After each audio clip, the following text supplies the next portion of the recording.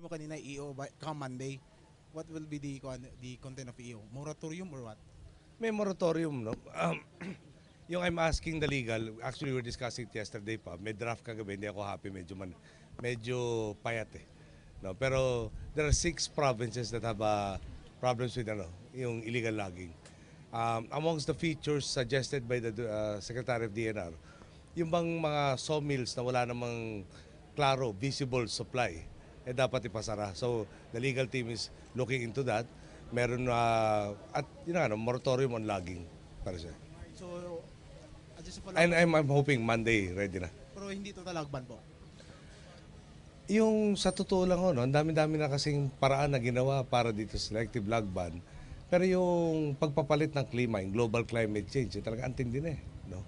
Yung nag-aalala tayo, yung DNR na mismo magsasabi kakaunti ang budget para sa reforestation.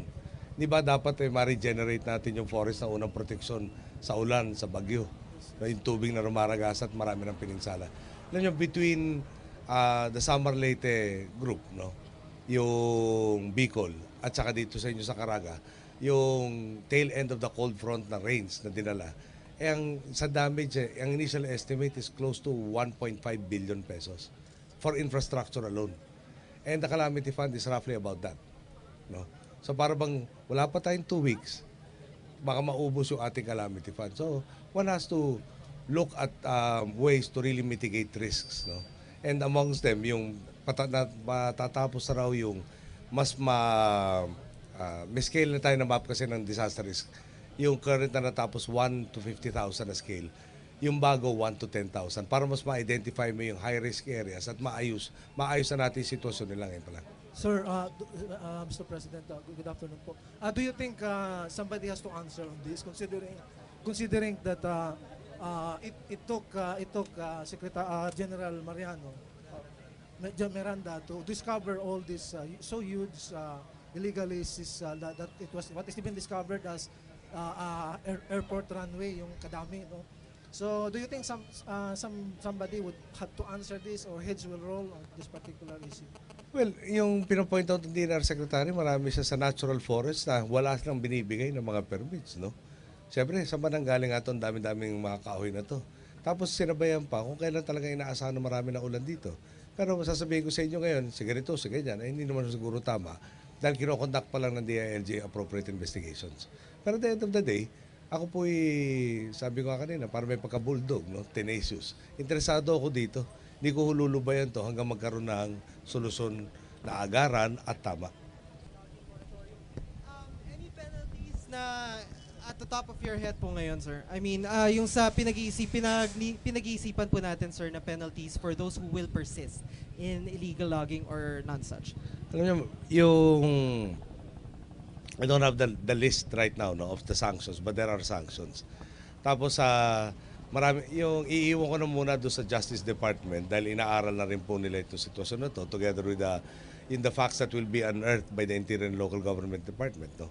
So at the end of the day, marami tayong pwedeng i-charge dyan. Pwede ka na rin siguro pumasok kunyan yung damage sa infrastructure. Off the top of my head, and ewan ko kailan natin pumunta doon, meron na economic sabotage na aspect dyan. No? When you keep on destroying the public infrastructure because of this wanton cutting of our forests. But that is again on top of my head.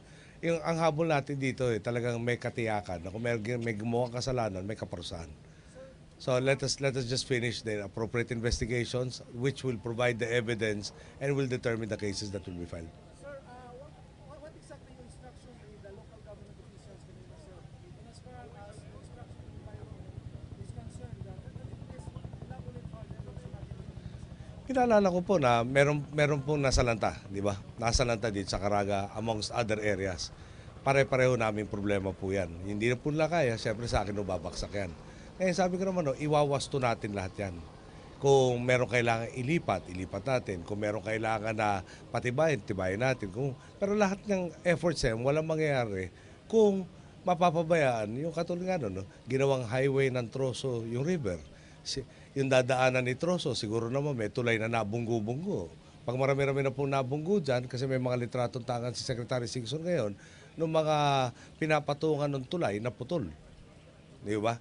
Tapos yung ahong punto Etong pinatakbo lahat ng mga troso, panahon na rumaragsa na nga yung tubig, nalampas-lampas na po doon sa yearly. Yung kaninang figures pinakita ho sa atin sa Bicol, doble na ho yung ulan na dumating sa kanila last year, no? Compare, or more than double. This year, wala pa tayong 2 weeks, kung tutuusin ng Enero, nalampasan na po yung yearly rainfall. No? So, yung isipin nga ho nyo, parang nagkataon, malakas na nga ulan, dito pa ginawa itong mga illegal na aktibidades na to, na kung gagawa ng paninira, talagang maximum. So, kailangan kabalikat sila. Kailangan kasama namin sila na magtitigil nito dahil nga yung constituents na sinaserve nila, parehong constituents na sinaserve namin. Hindi pwede mangyari yan, at hindi mangyari ulit yan kung magtutulungan kami para talagang tigil ng tigil dyan. Ngayon yung makalusot ng isa, 2 piraso. Baka naman masabi talaga mahirap sa gitna ng gubat mahanap yung isang tao. Pero pag medyo nakakatawid ka na ng ilog, no, na hindi mababasa yung paa mo, medyo hindi na okay yan. Ine-emphasize ko na sa kanila, ayusin ko, pababayaan naman natin na masira ulit dahil may nagpapabaya, hindi maayos yan. Pasensyahan tayo. Meron na po mga sinuspinde, meron mga kakasuhan. Yun po, palagay ko bahala na ho yung Secretary of Environment and Natural Resources para ibigay sa inyo yung mga pangalan. At inamin naman po niya, meron mga tiwali na kasamahan nila at inaksyonan na po at hindi, medyo parang 6 na ho yata yung nakasuhan, meron na po nakasuspinde, meron po na-reassign. Pero yung detalye nasa kanya po. Okay.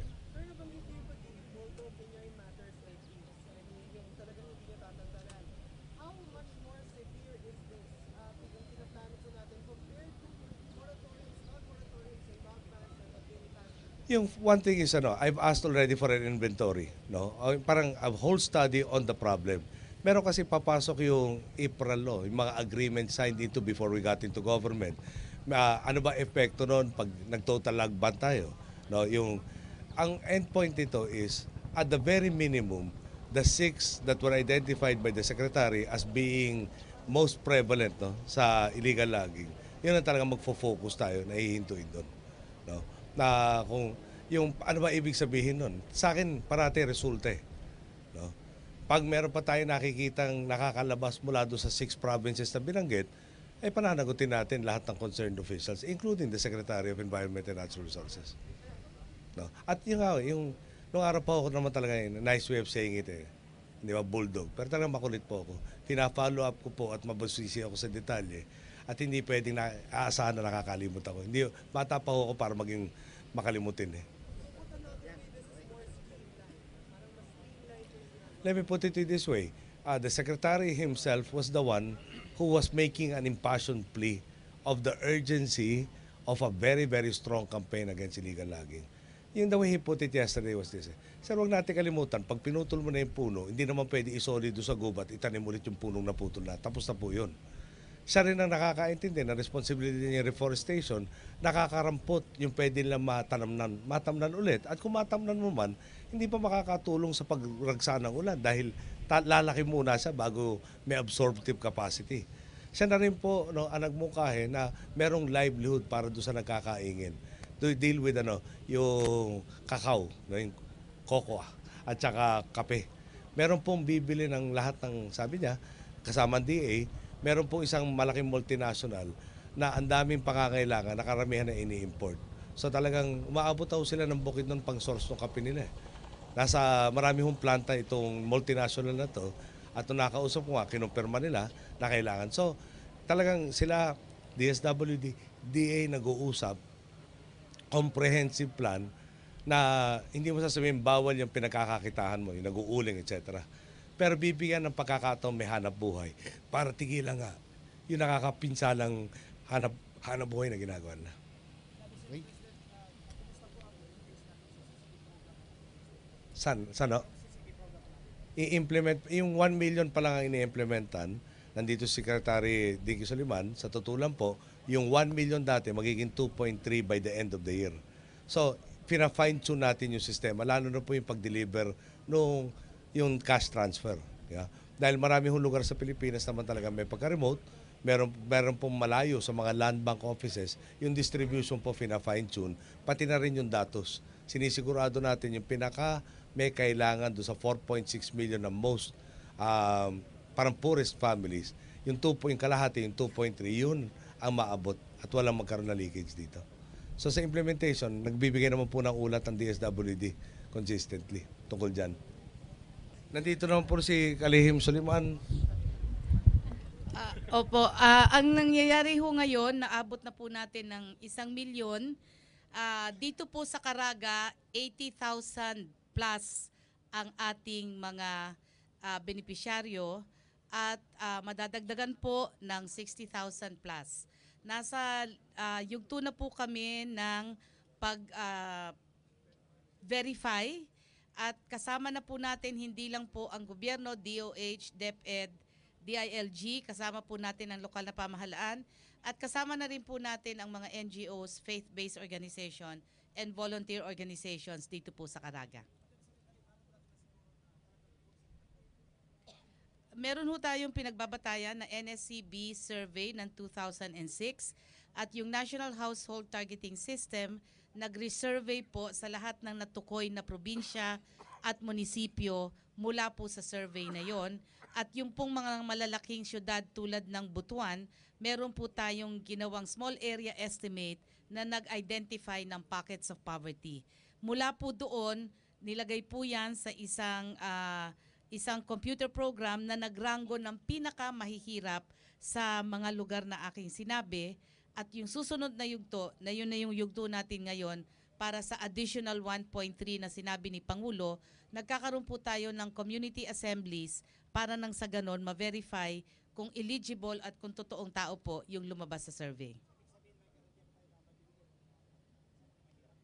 Sa tulong po ng ating mga monitors, DepEd, DOH, DILG, lokal na pamahalaan at faith-based organization, citizens and volunteers group, maaabot po natin ang pinaka-nangangailangan.